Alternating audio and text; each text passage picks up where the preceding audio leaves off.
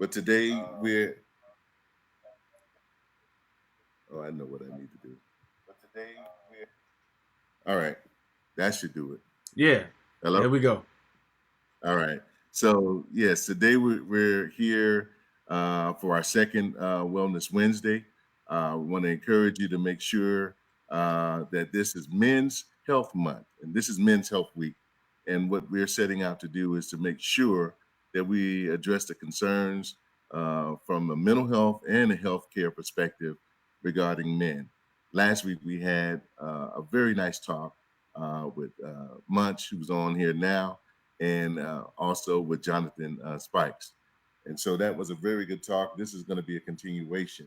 We had a special guest, Eduardo Gillis, but I think that he had some technical difficulties and we could not keep him on right now. We'll see if we can get back to him a little bit later.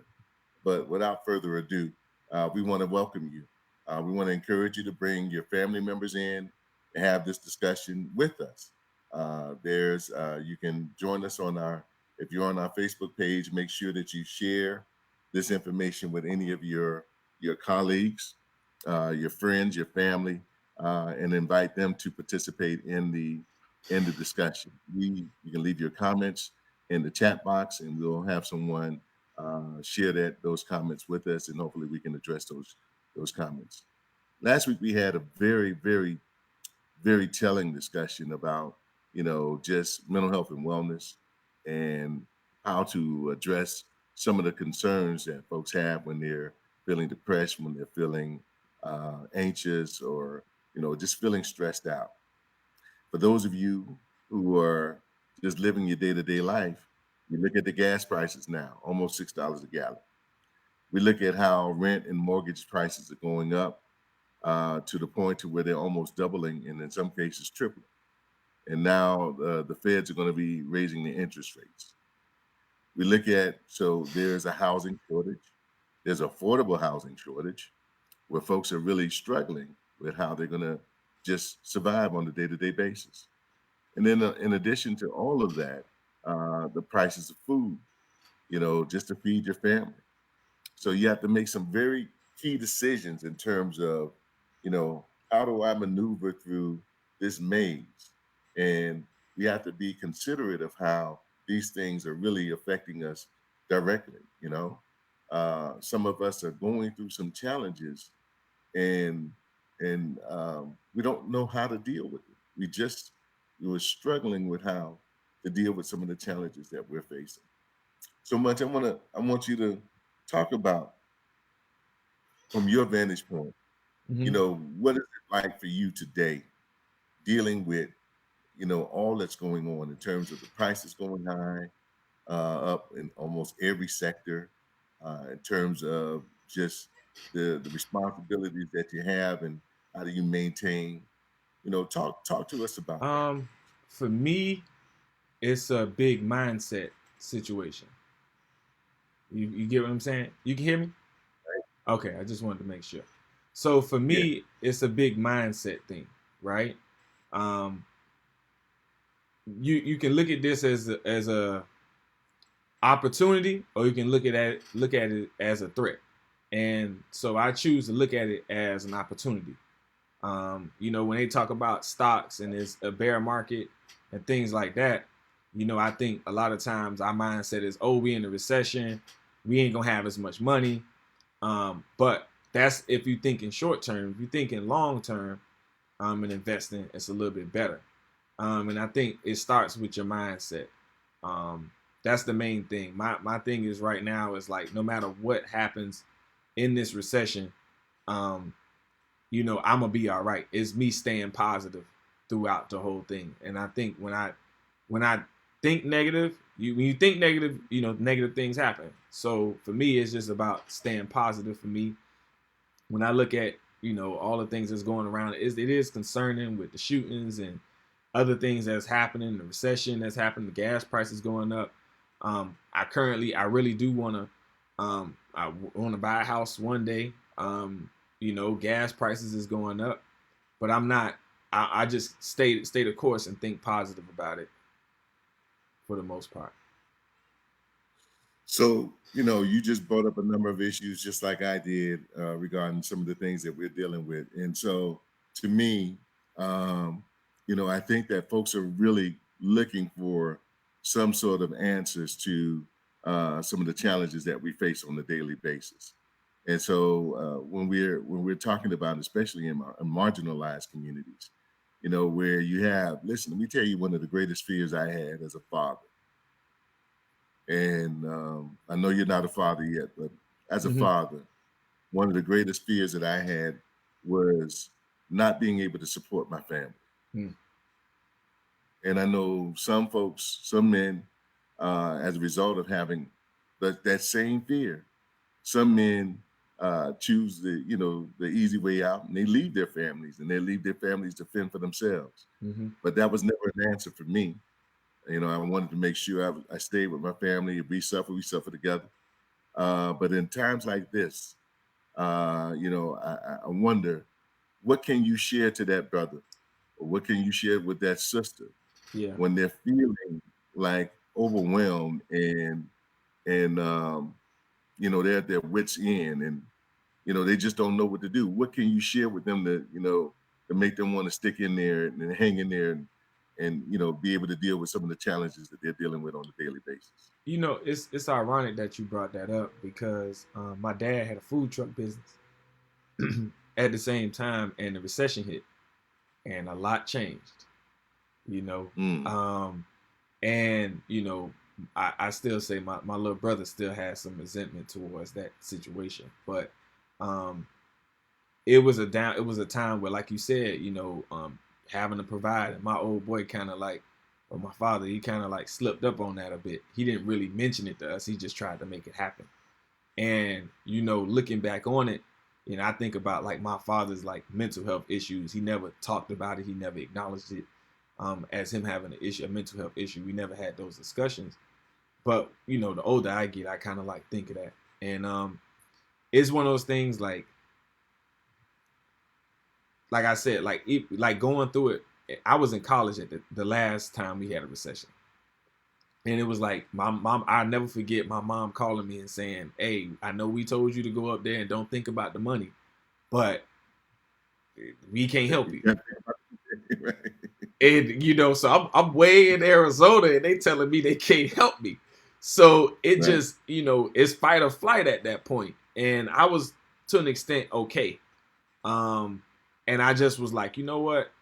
I just had to keep a positive mindset. That was one of the reasons I actually came home too, because I just felt like my brother was gonna go to the streets. Like that was like a big concern to me. You know what I mean? Like, eviction notices was on the door, all that, like the light bill wasn't being paid, all these different things, and me being the way I am, and the way I knew my little brother to be, I just always felt like, man, he was gonna turn to the streets. So I came home like kind of prematurely to, so he wouldn't could be in the streets, and that's a real concern, for a big brother. You know what I mean?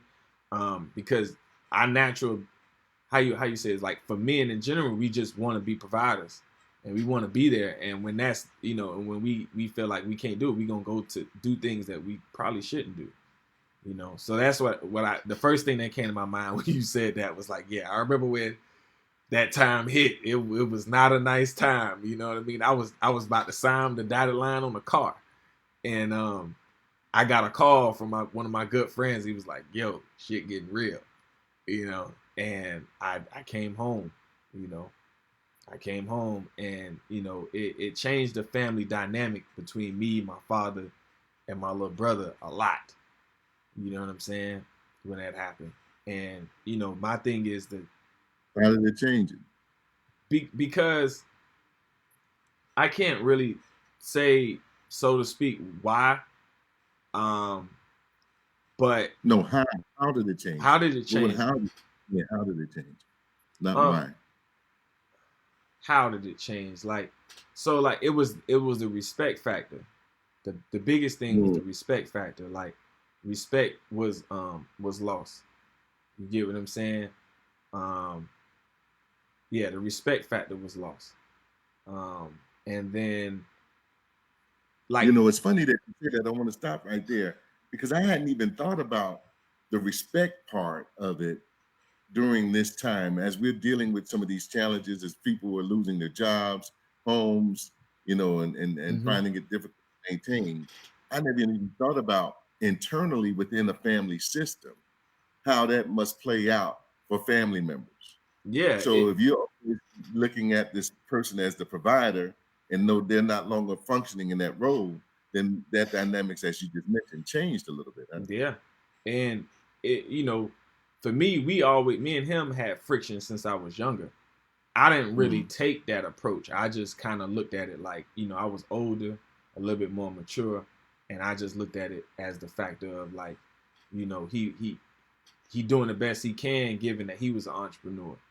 You know what I'm saying? Right. At the time. So I didn't quite, I understood he was an entrepreneur, but I didn't understand the dynamics of what Wall was going on in his mind. And I just always chopped it up to maybe he like later that like now that I'm older, I just always like maybe he was just going through something. So, I'm glad that you mentioned that because I want to say this. I don't want to dwell too much on the negative. But Yeah. what I want to do is I want to say that, you guys managed to um, um, you managed to really overcome some of these obstacles. And Yeah. even though there are some real experiences and real emotions that came about as a result of the challenges that you faced in your family, you were able to overcome them. So even though, that's one of the things I want to talk about. How do we enter to that path of wellness when we have a family member that may be struggling with the mental issue, and maybe a family member struggling with depression, and this family member is not as active or not as productive as they once were because they're dealing with their own challenges. Mm-hmm. And so one of the things I would, love to suggest to folks is to make sure that you really find out about where you are from a mental health and wellness standpoint. And one of the ways that you can do that, I want to suggest that you all uh, uh, go back to um, www.mymentalhealthmiami.com. You see it there down at the bottom and take the survey. The survey that we have it will give you a scorecard of where you are in terms of the levels of depression, stress, anxiety, and when you get that scorecard, the scorecard will tell you if you're high in those areas. It will refer you to our care coordination team. The care coordination team numbers there listed on the screen: 786-433-8487. And that care coordination team will refer you to some service providers that will help you out. This is a part of the COVID mental health and wellness program. This program is really designed to just really do a mental health assessment of folks in Miami-Dade County from the ages of 18 on up. Whoever you are in the county, if you're a resident of Miami-Dade County, you're welcome to participate in the program. And this program is really designed to make sure that we can link you to the appropriate services. So there are places that you can go to when you're struggling with family issues, when you're struggling with personal issues. There are places that you can go to that will be able to help you out. There's a system of care I got a network. question. Sure. Not to cut you off, but I got a question.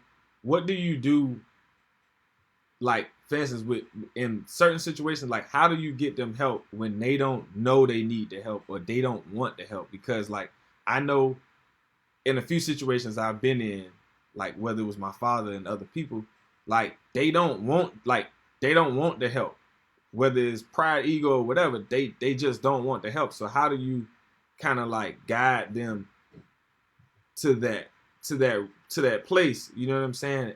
Like because a lot of people they look at it, there was a stigma on that back in the day. Like Yeah. up until maybe about a couple years ago, there's been a stigma on mental health and going to therapy and that type of thing. And me personally, I know the times that in my experience, like we used to, when I was younger, they tried to do family therapy, and my father just like he went to a session to be supportive, but he was like, I don't need therapy. He was adamant about that. You know what I mean?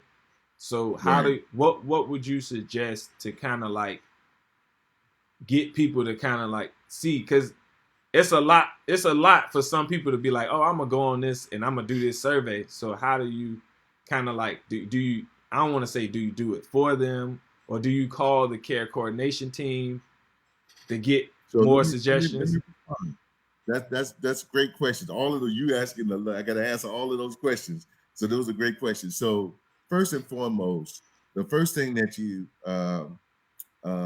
we have to recognize is that um, people who have been um, historically mistreated by systems, government systems, or medical systems, mental health entities, and that sort of thing, have a basic mistrust for those systems.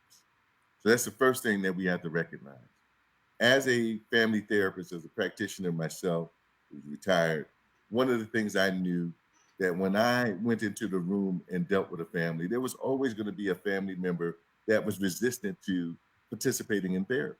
And 9 times out of 10, they were seemed like they were forced to come. So they didn't come on their own will, but they felt that this was something they needed to do to keep the peace in the house or what have you. So the thing that is very important, Munch, and this is a great question that you asked about how do you encourage someone who's resistant, is to first of all, you have to figure out what that resistance is, right? And a lot of times what the resistance is, I'll say with men, and especially black men, but men in general, uh, is that they feel that, you know, what gives you the right to try to tell me how to handle my family situation, or how to, what I need to be doing differently, or that sort of thing. What makes you the person that's going to be able to accomplish that? So when I get that as a therapist, as when I get that kind of impression from any of the consumers that I work with, one of the things I try to do is, really meet them right where they were, and that's essential. You got to meet people where they are.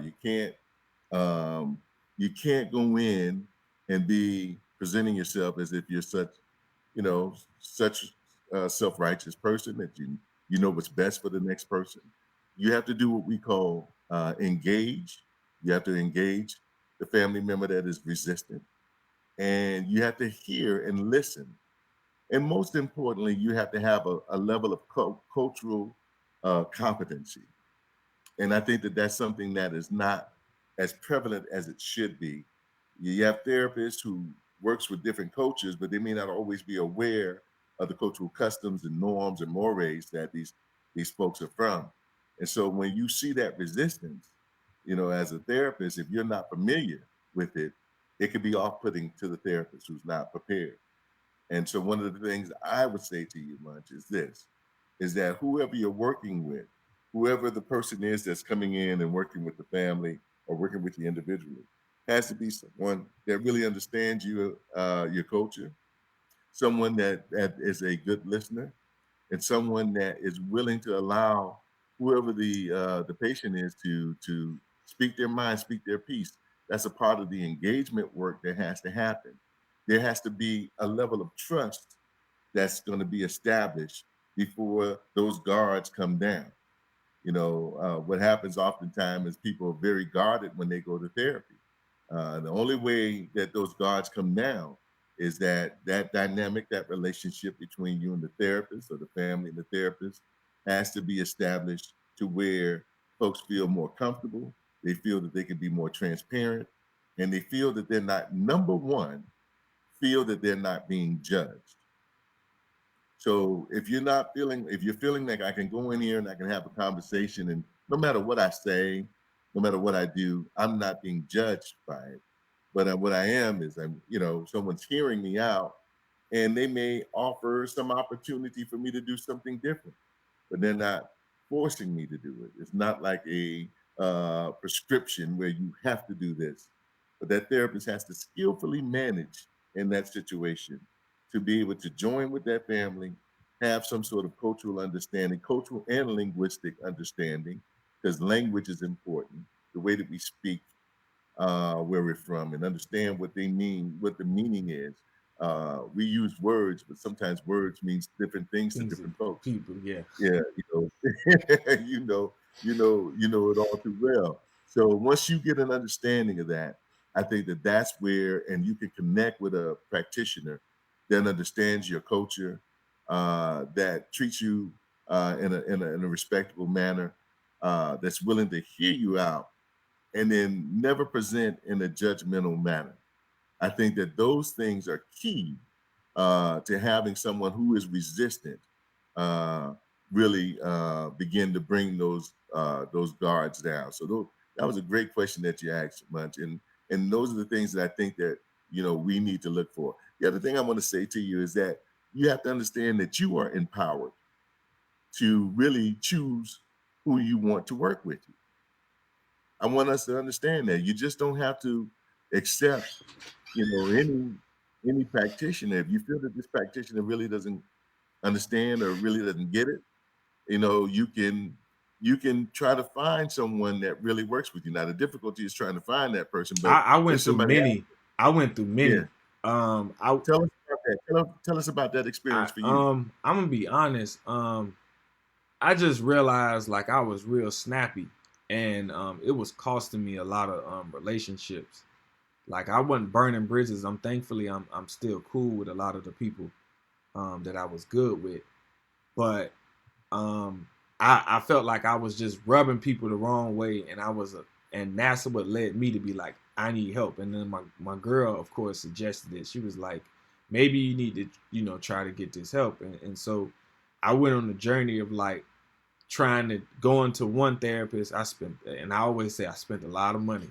And we talk It's about been a a grip. recession, without insurance. I Right. spent a lot of money trying to go to these different. And even when I did have insurance, I think, out of network with one person, and then once I got the person in the network, it was a journey. You know what I'm saying, so to speak, and it was like I had to go through different people, not because I didn't like them. It's just that they had different ways of treating me, and they weren't.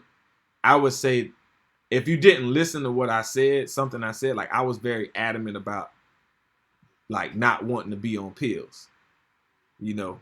Um, and I'm to this day I'm still adamant about being on pills. And like so the therapist that listened to me, and he was like, okay, all right. And I told him straight up, I just need somebody to be straight up with me and tell me what's wrong with me. I don't need y'all to kind of like play with my mind and to try to reconfigure how my mind works. I just need you to tell me straight up, straight no chaser, like a monk tune, what's going on. And that really worked for me.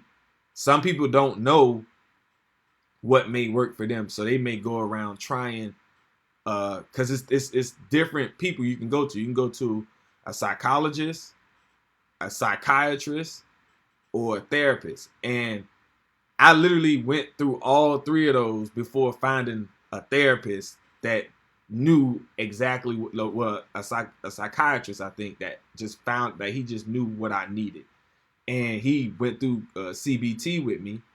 And when he went through CBT with me, I was like, okay, this works. This is telling me that my mind is I need cognitively, I'm just not thinking right. And it took like maybe like 5 therapists, honestly, to get to that point.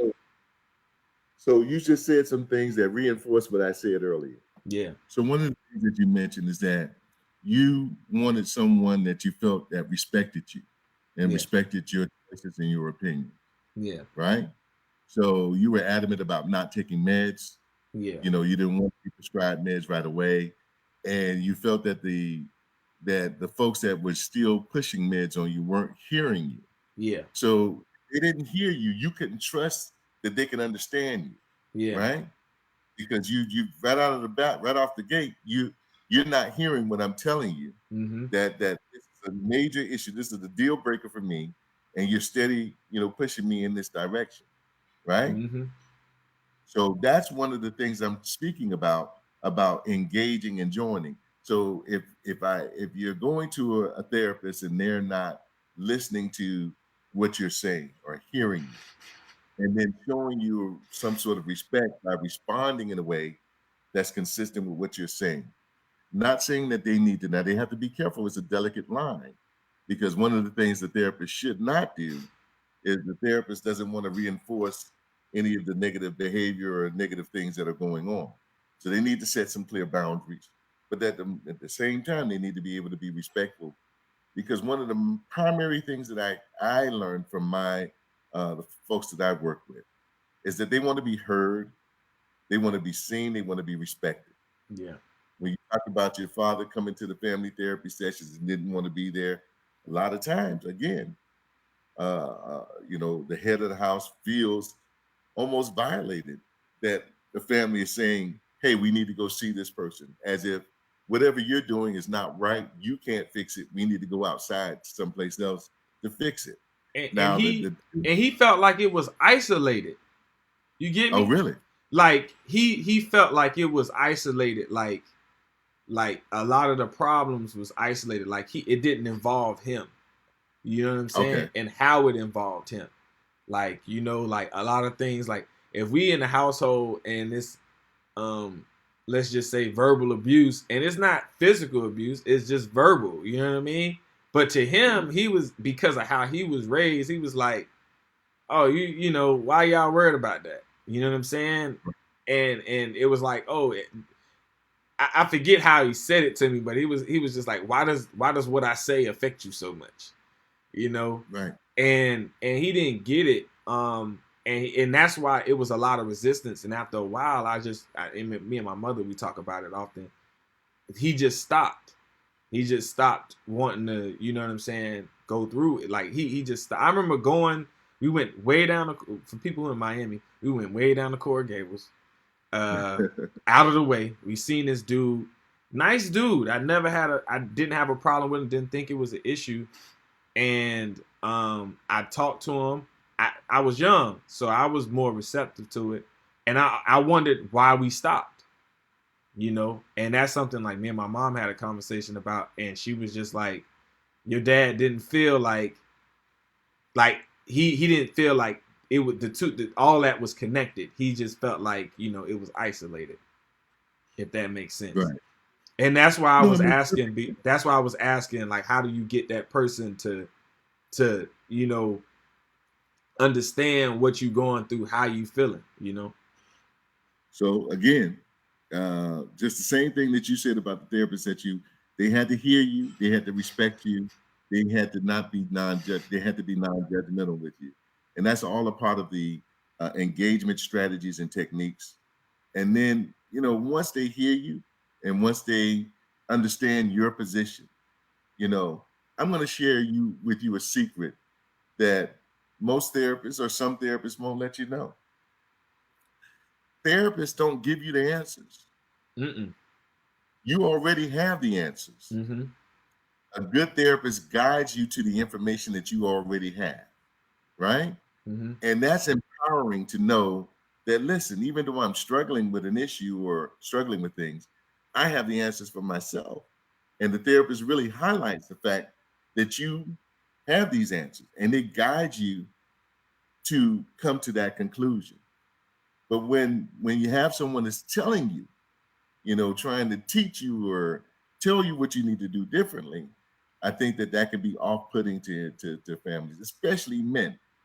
And so, and just want to say again, this is Wellness Wednesday, the COVID Mental Health and Wellness Program, and we're talking about mental health and wellness this week. I'm on with James Munch, and this is our second edition. We had a guest earlier that was supposed to be on. Unfortunately, we had some technical difficulties. We couldn't get him in, but Eduardo, maybe we'll get him in on another session.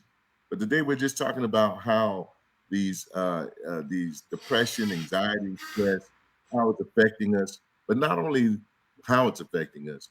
We want to talk about coping strategies and techniques that you can use.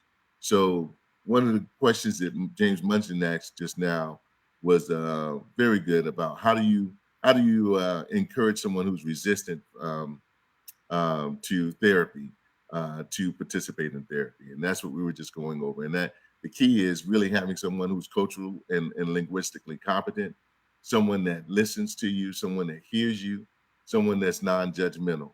Because when you go in with your guards up, the moment that you see anything that rubs you the wrong way, then you're not committed to that session anymore.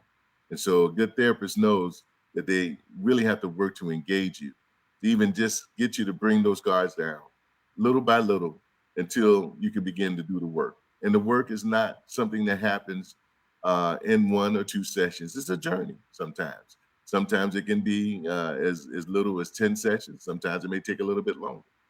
But what we want to encourage you to do is that if you're feeling sad, if you're feeling down and out, if you're feeling angry, and there's a lot of anger, resentment, if you're feeling like, you just don't have the energy to get up and go, your shades are drawn, you don't want to go outside, you don't want to mingle, you don't want to do any of those things.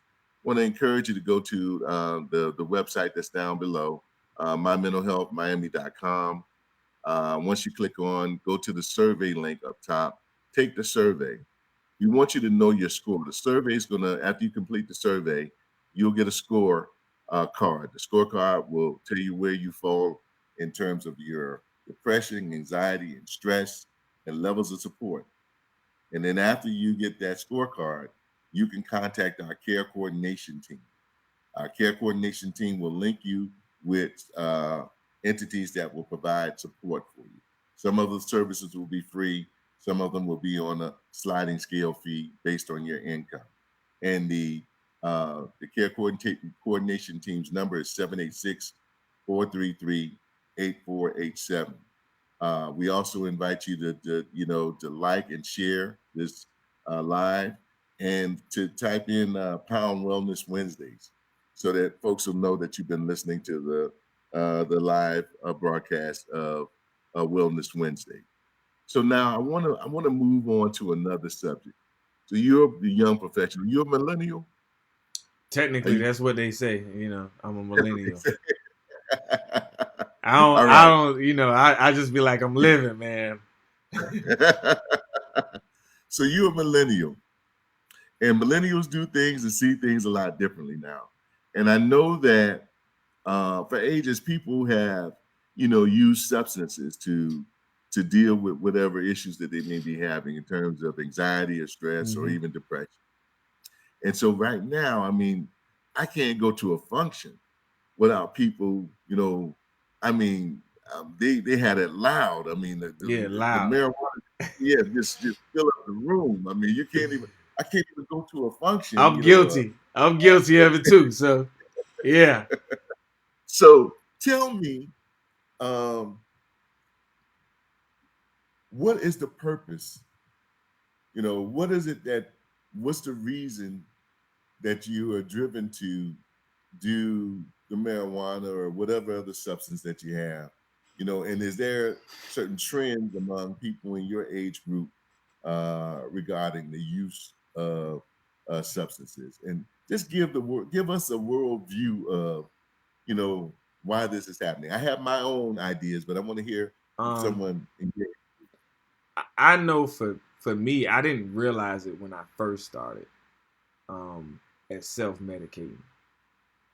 As I started to go on this mental health journey, and the having the cognitive behavioral therapy, then I started to realize, like, okay, I'm self-medicating because I don't want to deal with the anxiety. So, like, in high anxiety situations, I just wanted to knock the edge off a little bit, calm down a little bit, so I wasn't so jittery, and then when I was dealing with more so depression, it was me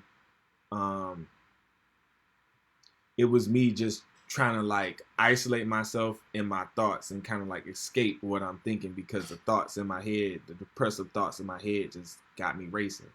And it kind of, like, I don't want to say had me spaced out, because I never been like super high to where I'm just spaced out and I'm not cognizant of, like, my awareness of, like, of my surroundings and stuff. It's just that it kind of, like, calmed down those thoughts.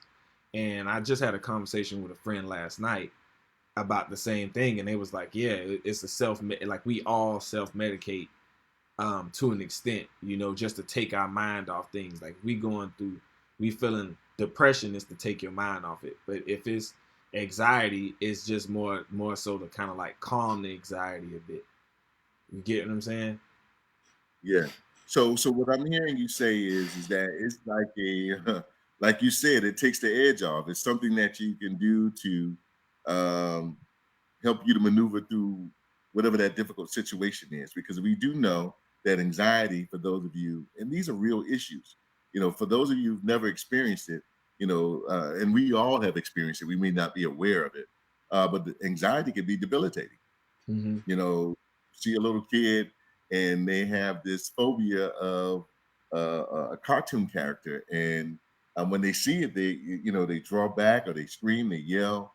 Those are signs of that anxiety that they're experiencing. So I know, that that was a part. Folks who are exploring different avenues of how to deal with their anxiety or stress do sometimes um, dabble in substances, and marijuana seems to be having a major comeback now, where folks are using that more and more. It's almost like when my parents were younger, they would be more into drinking. People in their age range would be more into drinking, and so they call that liquid courage. And I Mm-hmm. and I call this era now that we're in smoke courage, because it's like folks they're vaping or they're smoking Mm-hmm. and that sort of thing. And what happens is you're relying on a substance Mm-hmm. to really soothe you, Mm-hmm. calm you down, so that you can function. Mm-hmm. And it seems to be the standard now. I mean, we see it on all of the social media, we see it on television, we hear it in the lyrics of the music that some of us listen to. And it's just like that is the go-to. We have signs and symbols of people. Snoop Dogg, Yeah. what his brand represents. Yeah. Now you have Mike Tyson with a whole other brand that represents the same thing. He was Wiz known as a Khalifa. boxer. Yeah, and Wiz Khalifa. Like Wiz Those two. Khalifa was a like that was a I'm gonna be honest, that was a whole movement. When Really? Wiz, yeah, cause Wiz Wiz Khalifa, he had a mixtape, Cushion OJ. And I remember I think it was like 2010, that summer of 20 going into 2010, 2009, 2010. That was a whole like vibe, and his whole Cushion OJ. So like when I think about like when I first started smoking again and stuff like that, that was me coming out of football, um, and just letting myself go. I felt like I was like uptight, and I think we talked about this offline. Like I just felt that like I was always the uptight person, and then I had dealt with some adversity with football was coming to an end, and I just didn't know how to deal with it. And at that time, I didn't even know how to talk about it, or who to talk to. And so, um, everybody around me was smoking, to be honest. Um, Mhm. and it was like, all right, maybe I need to just do this one time to knock the edge off a little bit, maybe calm down, be like the boys or whatever. And I did it, and you know, I think about it now, it was like maybe that wasn't the thing to do, because now I'm like kind of like slowing down off it, and you know, um, So but what that's how I made dealt with it. you change your mind about using marijuana now? What was it that made you want to do something different? Well, I had been for years now. I had been going in and out, and it was always like this voice in the back of my head, like you don't need none of this, you don't need none of this. You know what I'm saying? And that voice in the back of my head, that conscience was like just at me, like this ain't you. You don't need it, and it just was like so persistent and consistent, and then to the point where like I was getting anxiety just by smoking. You know what I mean? Um, like trying to fit So it it wasn't in helping between you, time, and it wasn't. Huh? Say it again. it wasn't helping anymore. Like Yeah, it. it wasn't helping no more. And it was kind of like counterproductive, and I started to witness that a bit, and I was like, I'm a firm believer of like if you want to make a change, sometimes you got to make drastic changes, and there's things you don't want to do, or you think that you need that you don't need. And I just kind of like took inventory of myself, and I just was like, you know what? And my friend, he came to me.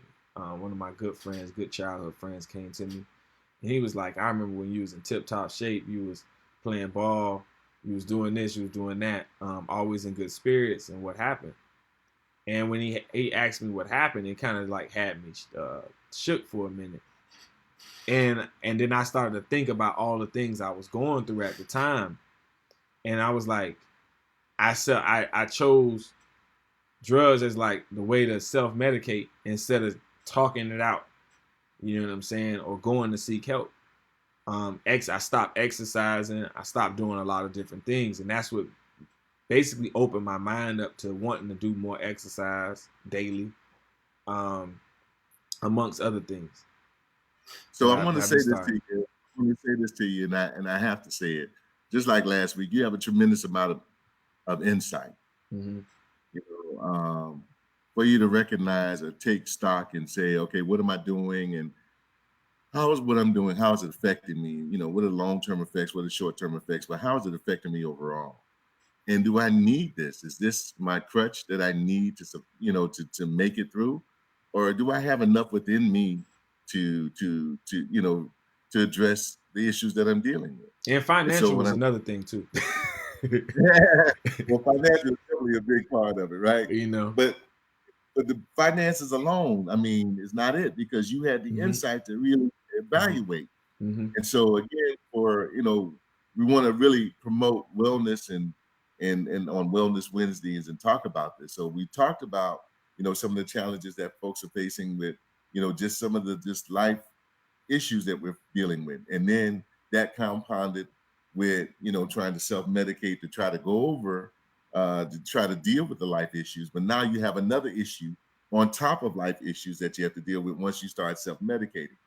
But then you had the wherewithal, the wherewithal to start thinking about, okay, what do I need to do differently within myself to make some changes? Because you really are looking for that path to wellness. And what you just shared with our audience is that, once you did that self-evaluation and you came up with it, wasn't an easy thing, but you No. started weighing, off of, smoking the marijuana, what have you. Now, talk to us about and just reinforce with us about those things that you think that helps you after once you take something away, you have to replace it with something. Mm-hmm. So if I take away some sort of self-medicating thing that was not totally good for me, but I took that away, and now I don't have anything in that space. I have to replace it with something. Tell us about what you replaced, you're using marijuana with, in order to really address some of the anxiety and stress. And is this something that you would recommend for others to do if they're dealing with anxiety and stress or depression? Talk Yeah. to us about that. Um, One of the things that people have been trying to get me to do was meditate. Um, and I used to feel like the weed was when I meditate. When I smoked, that was like a meditation to me. And then I was like, you know what? I don't need it in order to meditate, so to speak, because that was my time away from time to kind of like get my thoughts together. And some of the things I started to do since then is like I work out every morning. Like even if it's just 100 push-ups, 100 sit-ups. One of the things I started doing early, even when I was still smoking, was I would just take these walks around the neighborhood. That was one of the that was a freeing thing to do. And I know some people who are in the streets can't do that, but that was one thing that like I could do, that I knew I could just get away. I can walk, and I can just, and it was just a meditation just by walking the whole neighborhood, no matter how, and you got to see certain things. So like when I walk my neighborhood, you know, I see a man sleeping outside the church, and I just think about my situation. It could be worse. So I see the man on the corner, another man on the corner, asking for a piece of change, and I may have 50 some change in my pocket, and it just gave me a bit of perspective on life in general. And so that's what made that was some of the things I tried comedic yoga this week. Um, Oh, how was that? comedic it was on YouTube, but it was actually it was good because you get the when you start to control, and I knew this during playing ball, like control your breathing while working out. But when you control your breathing, you kind of slow yourself down a bit, the way you can just be with yourself, and that helped me a lot. It was an hour and a half. I usually only want to work out for about 30-45 minutes, but I took an hour and a half on YouTube. I forget the dude's name, but and I just sat there and I did that, and that was real good. That was real So good. let's talk about that for a minute because that's one of those things that you can do. You just described several things, just going out, communing with the environment, whether you be out in your backyard or your front yard, getting some of that sun, getting those vitamin D rays or what have you, and then doing some mindfulness or meditation type of exercises that can really, really, really reduce the level of anxiety. And that's one of the things for those of you all are listening that we have at our community events. Speaking of the community event, we're having a community event at Demps Park this Saturday. It's in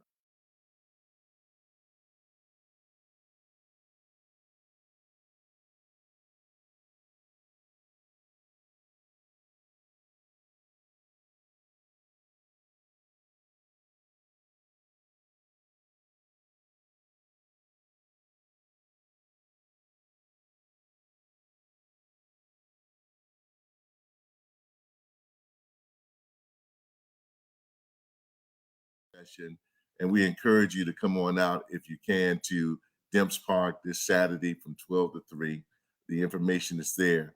Or if you don't see it on the screen, you can go to the website below and it'll be posted on the website as well. So one of the things we also have at our wellness events is yoga.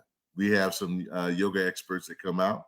They teach breathing techniques that are extremely helpful in terms of de-stressing or dealing with the anxiety. It also gives you another area of focus. And I think that one of the things to me, Munch, I want to share with you that keeps us stressed out, that keeps us with high anxiety is that we have so many distractions available to us now. I remember as a young kid, you know, we had, you know, a very young kid, we only had like 6 channels on TV. Now you got 300 and 400 channels on television. And then you have all of these music outlets that you can listen to. It's like it's hard for you to even spend time with yourself because there's always a constant distraction around you. And so that in and of itself can create more anxiety or can create more stress. Because if you're listening to something where you're constantly getting bad news, if you're listening to the news and you hearing about the wars that are going on, or you're hearing about the financial industry that's going on. You're hearing about the job situation or the housing situation. Before you even get out of bed, if you're in the bed watching television in the morning, that's something that can create a lot of stress. So one of the things is finding that technique, that tool to really help you to de-stress. So I'm glad you talked about this comedic yoga. I'm glad you talked about, just going out and just getting and mobilizing, getting active, making your body move, get those endorphins flowing, get that blood flowing and really put yourself in a better state. So those things I think are very essential to the whole process. So Munch, I'm gonna let you say some last words before we wrap up. Is there something else you want to add? Not too much. Did we have Is any questions from the audience or anything? let me see. Let me see what we got.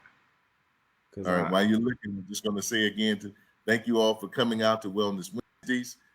We want to encourage you to go to the website, mymentalhealthmiami.com. Take the survey. The survey link is in the right-hand corner.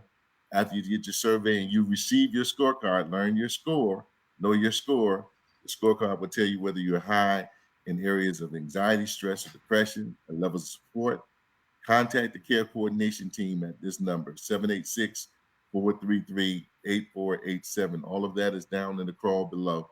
And they will guide you. They'll do a brief interview, find out what your needs are. It doesn't have to be on the mental health side.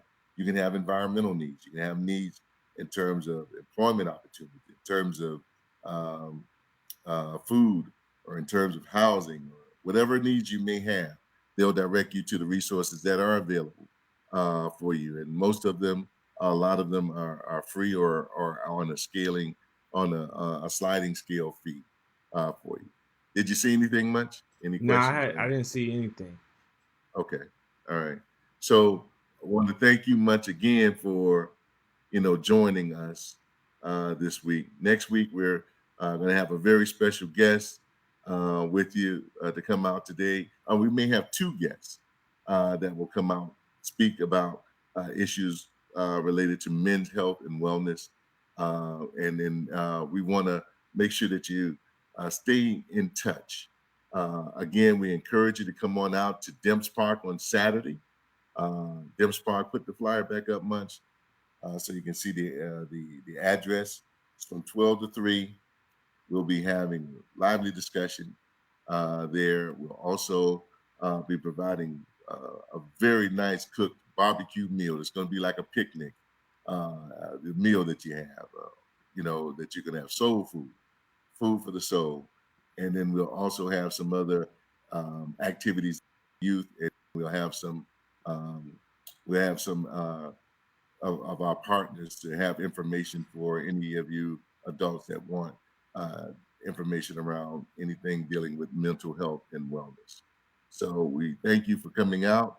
Again, Demps Park is at 1350 Southwest 216th Street, Miami, Florida. This is in honor of Men's Health Month, and it's also in honor of Juneteenth. We will have the yoga and mindfulness training. So those of you who've never had that opportunity, you can get it free at this event. If you just want to check it out, if there's something that you want to do differently, something you never tried before, this would be a great opportunity for you to come on out and join us at Demps Park this Saturday, June 18th, for a pre-Father's Day celebration, a, a Juneteenth celebration, and also Men's Health and Wellness celebration. Thank you all for joining us this evening. We hope that you have a wonderful day. And remember us on Wellness Wednesdays. Every Wednesday at 7 p.m., we'll be here having lively discussions. We're honoring men this month, so we're talking about men, but we won't always be talking about just men. We'll be opening the floor to other topics of discussion. Thank you all. Have a good night.